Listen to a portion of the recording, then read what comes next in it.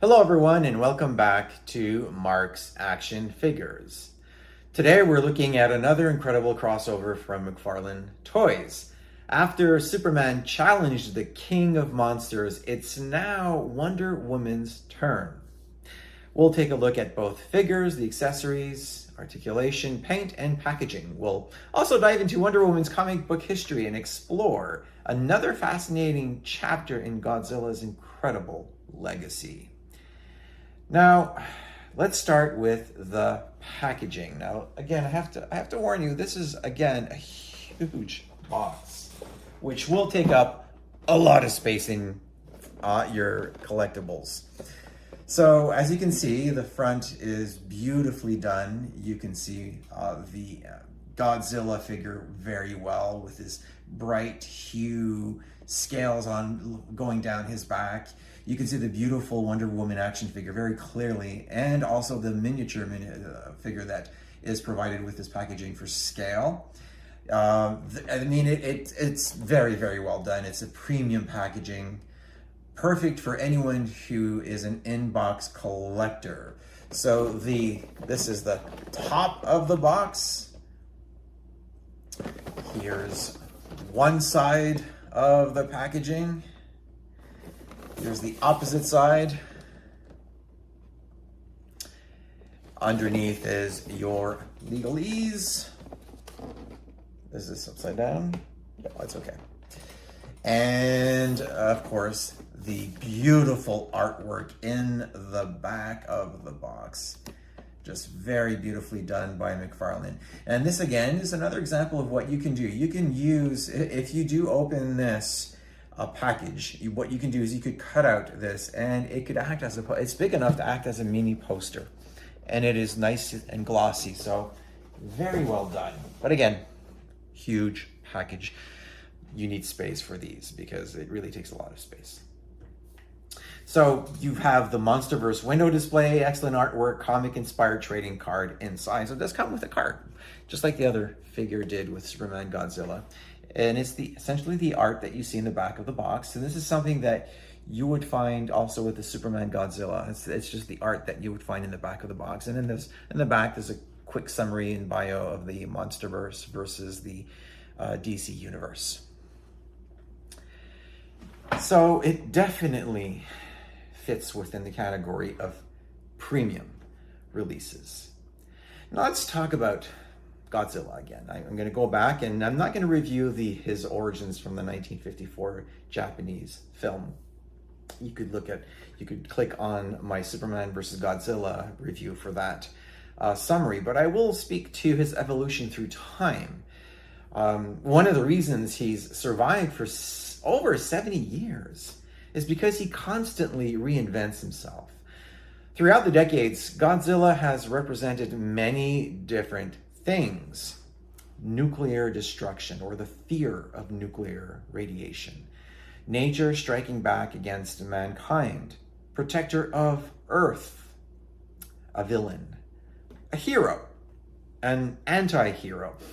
Very few fictional characters have evolved as dramatically while remaining instantly recognizable. There are several eras that categorize the history of Godzilla. The first one is the Showa era from 1954 to 1975. Godzilla here gradually became a hero. He battled monsters like King Ghidorah, Gigan, Mechagodzilla, and Hedorah. These films became increasingly family-friendly. Then came the Heisei era from 1984 to 1995. Godzilla became darker, more destructive. These films featured one continuing storyline rather than stand-alone adventures. Many fans consider this one of the strongest eras. Then there's the Millennium era from 1999 to 2004. Every movie here largely rebooted the continuity. Each film represented a different interpretation of Godzilla, and this is where you'll find the Matthew Broderick version of Godzilla. And finally, My favorite version is the Monsterverse version, the legendary Monsterverse, which was introduced as a modern cinematic version that began in 2014. This incarnation portrays Godzilla as Earth's natural balancing force rather than simply a monster. The figure that we're reviewing today, and the figure that I reviewed in my last review with Superman versus Godzilla, is based on the Monsterverse design. So why does Godzilla fit the DC universe so well? This crossover actually works remarkably well. DC has always featured heroes capable of battling cosmic threats. Superman, Wonder Woman, Shazam, Green Lantern. Godzilla's immense power makes him believable as an opponent for these legendary heroes. Now let's take a step back and speak to one of the most amazing heroes in the DC universe, Wonder Woman. She first appeared in All-Star Comics number 8 in 1941.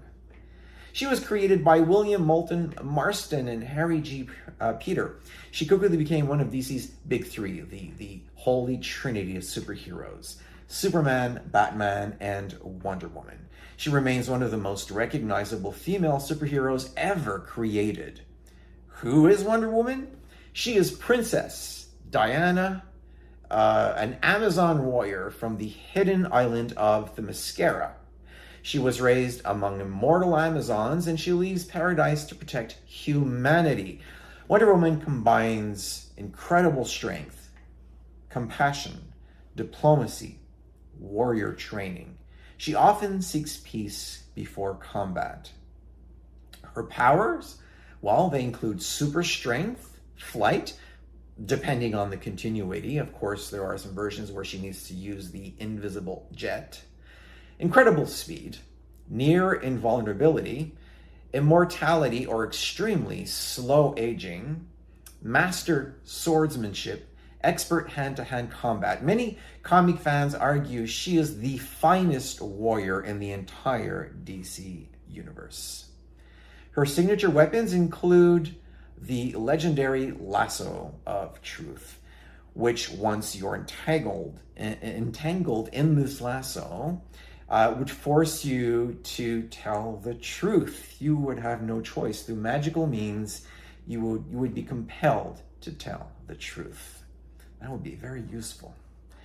Bracelets, originally forged from Amazonian metal. They can deflect bullets, lasers, magical attacks. She also has a magical sword, which is one of the few weapons capable of harming gods and monsters, and a magical shield, which provides additional protection against powerful enemies. Now, please note that this set does not come with a shield or a sword. This is just what the character can have and has had in many comic book continuities and stories. So why Wonder Woman versus Godzilla? Unlike Superman, Wonder Woman has centuries of battlefield experience. She's fought Ares, Darkseid, Doomsday, Grail, numerous mythical monsters. A battle with Godzilla actually feels perfectly suited for her mythological roots. Wonder Woman figure is in this set is fantastic. So I'm going to be reviewing this, not this figure, no, this. This is the scaled down version that comes with the set. This is to allow a more appropriate scaling versus the Godzilla figure. She's much smaller. So, but even this is not to scale. She would have to be much smaller. But it does help with the display to beautifully characterize the difference in sizes between these two protagonists. Now, I want to be reviewing the 7-inch McFarlane beautiful Wonder Woman action figure. She really does reflect the comic appearance very well. The armor is sharp. The tiara looks excellent. Her hair sculpt has lots of flowing texture. somewhat disheveled, which you would expect if you're going to be battling the likes of Godzilla. So she, the hair is going to be messed up a little bit. I mean, he is 320 feet tall and he does weigh 100,000 tons. So yeah, it's gonna dishevel your hair. The paint has nice metallic applications on both the armor, bracelets, boots, the tiara, the golden tiara. She's got really clean facial printing. Just mine is absolutely perfect. Minimal, if not any, in my version, no paint bleed whatsoever. Bright, comic-inspired colors. Her articulation is what you would expect from any McFarlane figure. She's got the ball jointed neck, which limited movement because of the hair, which drapes over her shoulders. So it does limit that movement. She's got the butterfly shoulders. She has double elbows, torso articulation, although, yeah, it does. It's actually pretty good. Double knees, ankle rocker, and toe articulation.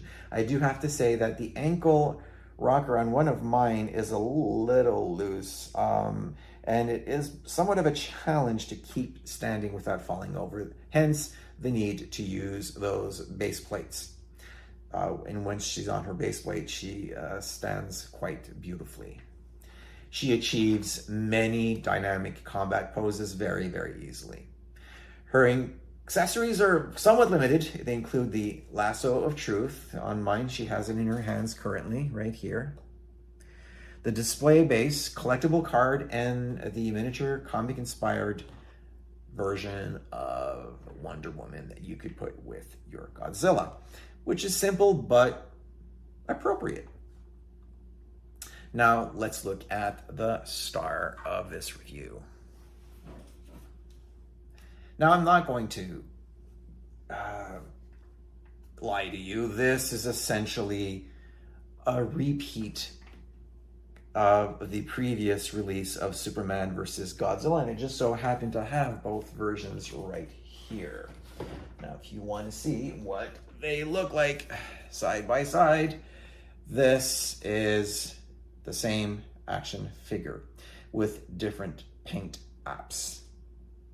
These are exactly the same, except that the Wonder Woman version has blue scaling all the way down to his tail. So this is the Godzilla that is in the process of generating the energy that will allow him to shoot out his atomic breath. And you can see even his mouth and his tongue are blue, and he's well on his way to be attacking someone with that atomic breath.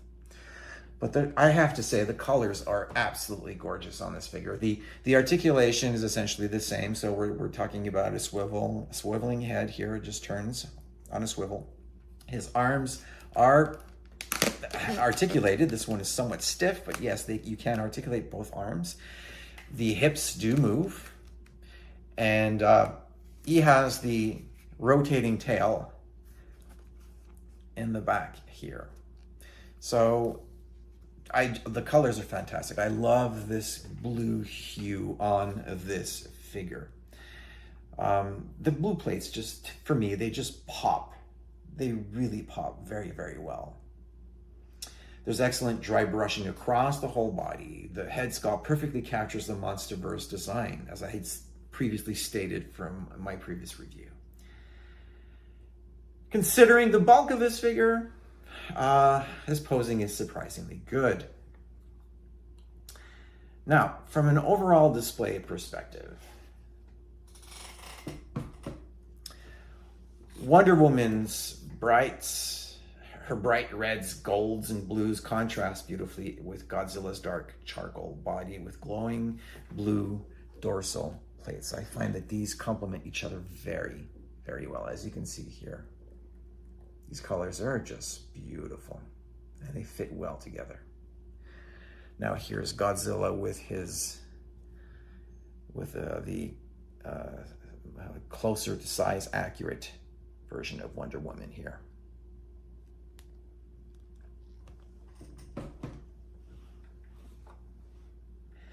This creates, for me, an eye-catching shelf display. So So the pros are fantastic sculpting. I mean, McFarlane, congratulations, man. I mean, you're really doing a good job on your sculpting. The premium packaging is fantastic. The excellent Monster vs. Godzilla, beautiful Wonder Woman sculpt, great paint applications, and really fun crossover concept. The cons, well, the Wonder Woman accessories are fairly limited. Godzilla's size naturally restricts some posing options, and collectors who already purchased the Superman set are essentially getting the same Godzilla sculpt again, but with different paint applications. This is a Godzilla in the process of generating the atomic breath. My final score is Wonder Woman 9 on 10, Godzilla 9.5 on 10. Overall set is 9.25 on 10. If you already own Superman vs. Godzilla set, this one complements it perfectly and creates an impressive MonsterVerse DC display. So, what's the final verdict on the McFarlane DC Multiverse Wonder Woman vs. Godzilla 2-pack? I think McFarlane Toys has delivered another outstanding crossover between the DC Universe and the MonsterVerse. Wonder Woman is beautifully sculpted with vibrant paint applications and excellent articulation, while Godzilla, once again, steals the show with his incredible size, detailed sculpt, and imposing shelf presence. Together, they create a display that's both unique and visually striking.